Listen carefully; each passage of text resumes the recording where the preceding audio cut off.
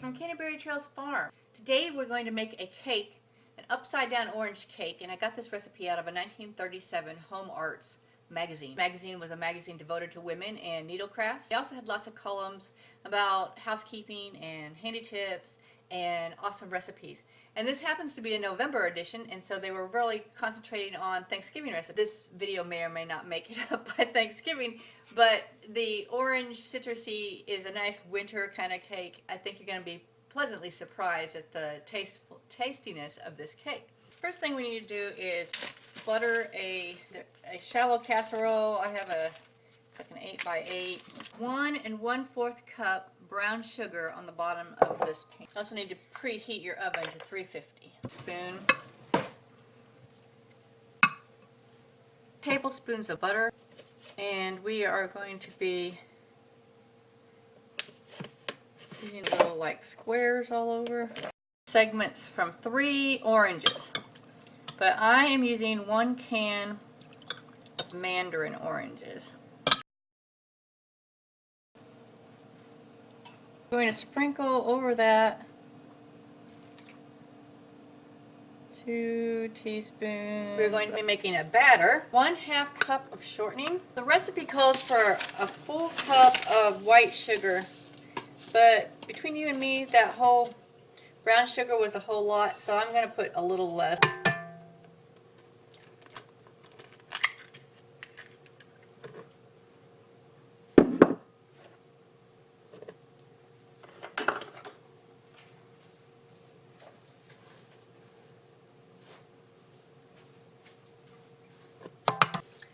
One 1/4 of a teaspoon of salt, 3 teaspoons of baking powder,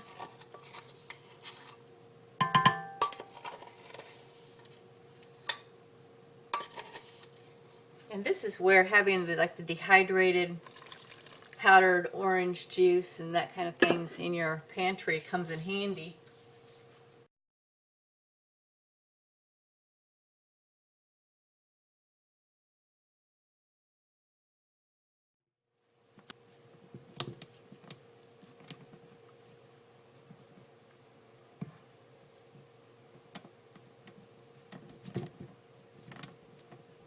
And then we're going to put that back on top.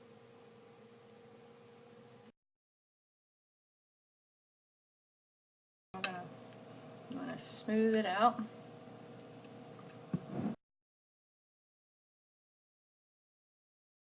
Now we're going to put it in the oven for 15 minutes. Out of the oven, and I'm going to let it cool down for 15 minutes before I flip it. This is always the part that I never like. In fact, a lot of times I make upside down cakes and I just cut them and serve them and I flip them while I'm serving them. But I'm going to attempt to flip it. The key to a good upside down cake is that you don't want it to be, the batter to be too moist. And if you noticed that our batter when we were making it was a little thicker. And the thickness of it, it has like a nice sheen on top of here. You can sort of see it sort of shiny. And it's like a thick. Hear that? So it's thicker on top, almost like a bread. That's the key to an upside down cake. If it's too moist, the whole thing will fall apart. So I'm hoping everything will turn out okay and we'll flip this upside down cake. If not, well, then we'll just have an upside down mess. See how it goes. The recipe, it smells wonderful. So even if it doesn't flip well, my gang is going to eat it like it's going out of style anyway. So they really don't care about presentation as much as taste. So let's let it cool down for 15 minutes and then we'll flip it. Alright, the unmolding went okay. You always hold your breath. I never take an upside down cake anywhere aside from family. So I am always terrified of the flipping part because if it doesn't flip right, you got upside down mess. So it looks beautiful. It smells great. I'm going to cut a piece and put it on this plate and we'll see how it is.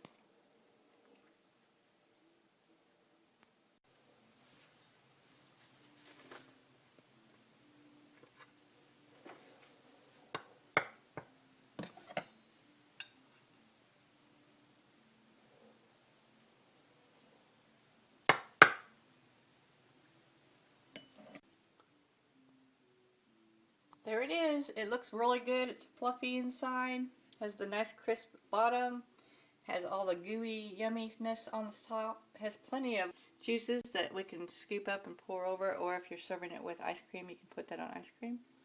So the 1937 Home Arts upside down orange cake is a success. So this has been Angie from Canterbury Trails Farm. Thank you for joining me.